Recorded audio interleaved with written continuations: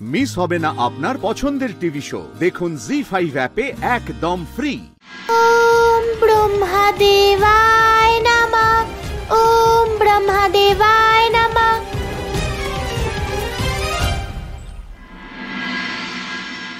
এভাবে বারবার আমার ধ্যান ভঙ্গ হচ্ছে কেন? আর আমার আহ্বানও ব্রহ্মলোকে পৌঁছানোর আগেই কেন খণ্ডিত হচ্ছে?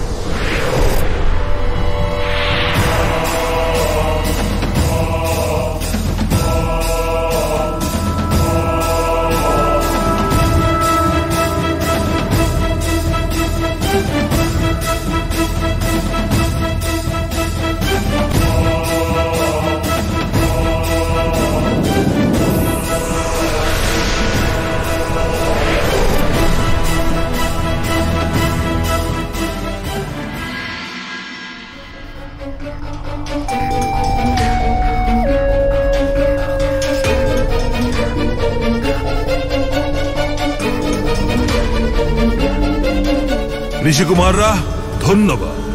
আজ তোমাদের ভক্তির শক্তি নিয়ে আমি সংসারের সর্বশক্তিশালী প্রাণী হয়ে গিয়েছি। আমরা যা ভেবেছিলাম তাই হলো। ভ্রাতা বালাহক ঋষিকুমারদের সমস্ত শক্তি ধারণ করেছেন। কিন্তু জ্যেষ্ঠ ভ্রাতা, এই ঋষিকুমারদের শক্তি থেকে আপনি সর্বশক্তিমান কিভাবে হবেন? এই ঋষিকুমারেরা ভক্তির স্বরূপ। এদের কারণেই সংসারের ভক্তি দেবতারা লাভ করত। কিন্তু এখন যে কোনো মানুষ ভক্তি করলে তার ভক্তির শক্তি আমি পেয়ে যাব, আর আমরা অশ্বরা প্রতি মুহূর্তে দেবতাদের সমান শক্তিশালী হয়ে উঠব।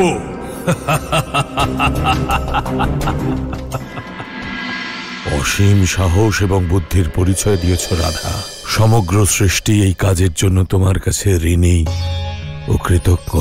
আমার পূর্ণ বিশ্বাস, যেভাবে তুমি এই সংসারকে সংকট মুক্ত করেছ, মা লক্ষ্মী অবশ্যই তোমায় দোষমুক্ত করবেন। ওম ব্রহ্মদেবায় নমঃ, ওম ব্রহ্মদেবায় নমঃ। নারায়ণ নারায়ণ। প্রণাম প্রভু। দেবর্ষি, আপনি এখানে? হ্যাঁ প্রভু, আমি আপনাকে কিছু স্মরণ করাতে এসেছি।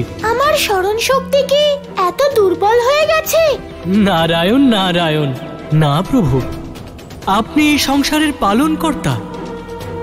আপনি তো সবকিছুই জানেন প্রভু, কিন্তু এই সময় আপনার মন অন্য কোথাও প্রভু। আমি আপনাকে এমন একটা প্রাচীন ঘটনার ব্যাপারে উল্লেখ করতে এসেছি যা স্মরণ করালেই আপনি বালাহককে বিনাশ করতে পারবেন। বলুন দেবর্ষি। প্রভু, আপনি বালাহককে পরাজিত করার জন্য আপনার ব্রহ্মাদেবকে আহ্বান করার কোনো প্রয়োজন নেই। তাহলে? নারায়ণ নারায়ণ। প্রভু, আপনার কি হয়গ্রীবের কথা মনে আছে? প্রভু, ঠিক যেইভাবে হয়গ্রীব বর লাভ করেছিল যে এই সংসারে ওর বিনাশ আর অন্য কেউ নয়, বরং ও নিজেই করতে পারে,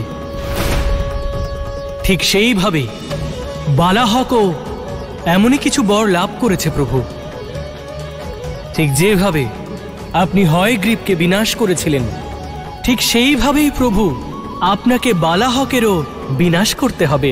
প্রভু, আমি তো আপনার আর হয়গ্রীবের মধ্যে হওয়া সংঘর্ষকে মনে করিয়ে দিতে এসেছি। হয়গ্রীব, তুমি এই বর লাভ করেছিলে না যে তোমাকে কেবল তুমিই মারতে পারবে? ভালো করে দেখো, তোমাকে বিনাশ করার জন্য আমি এই অবতার ধারণ করেছি।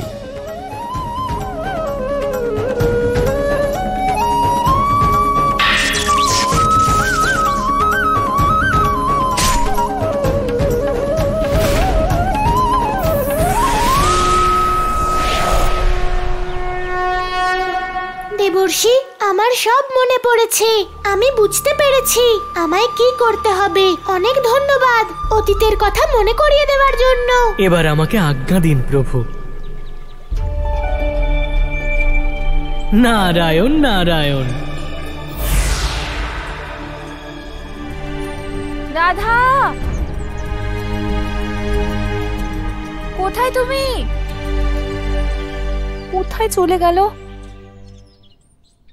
কিছুদিন ধরে ওর ইচ্ছে ভোজন প্রস্তুত করাই ছিল। ও বোধহয় রন্ধনশালায় রয়েছে। হ্যাঁ, রাধা, রাধা এখানেও নেই দেখছি। তাহলে কোথায় চলে গেল? রাধা, কোথায় চলে গেল? রাধা মা, রাধা। কি হয়েছে কীর্তি?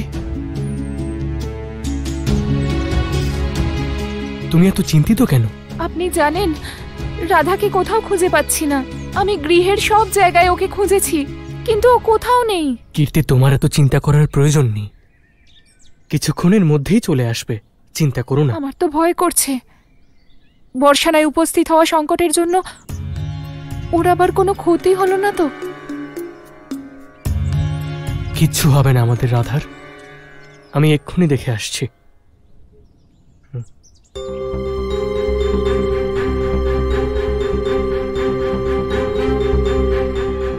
রাধা, রাধা,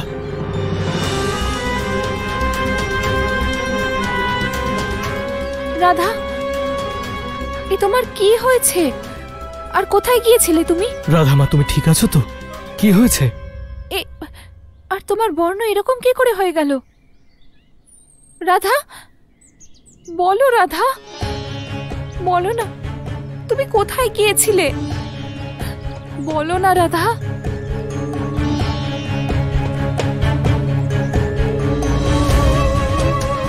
রাধা,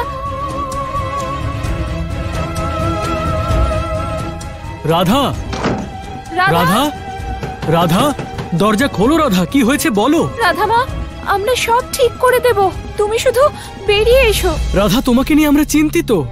রাধা, আমাদের সঙ্গে কথা বলো, বলো কি হয়েছে। রাধা, দ্বার খোলো রাধা মা। খুব কষ্ট হচ্ছে, আমি বুঝতে পারছি তোমাদের কষ্ট। কারণ কেউ যখন কারোর শক্তি ছিনিয়ে নেয় তখন এমনই কষ্ট হয়। আমাদের নিজেদের জন্য কোনো দুঃখ নেই, কিন্তু এটাই দুঃখ যে এখন সংসারে ভক্তির দ্বারা প্রাপ্ত শক্তির উপর তোমার মতন দুরাচারী অধিকার করে নিল। তাহলে আমি তোমাদের দুঃখ দূর করে দিচ্ছি। কারণ যতক্ষণ তোমরা জীবিত আছো, আমার থেকে এই শক্তি তোমরা ছিনিয়ে নিতে পারো সেই ভয় থাকবে আমার। বালাহক, তুমি আগেই অনেক অধর্ম করেছো, আর এমন কোনো ভুল করো না যা তুমি চাইলেও শোধরাতে পারবে না। কেন? মৃত্যুর ভয় হচ্ছে তোমাদের? আমরা ভক্তির প্রতীক বালাহক। আমরা যা বলছি তোমার মঙ্গলের জন্যই বলছি। সেটাই তো করছি আমি, নিজের ভালো। নিয়ে যাও এই ভক্তি কুমারদের, আর এদের বিনাশ করার ব্যবস্থা করো। এখন এই ঋষি কুমারদের বিনাশ হবে, আর সংসার থেকে ভক্তিরও। জি5 ডাউনলোড করুন আর সব এপিসোড দেখুন একদম ফ্রি।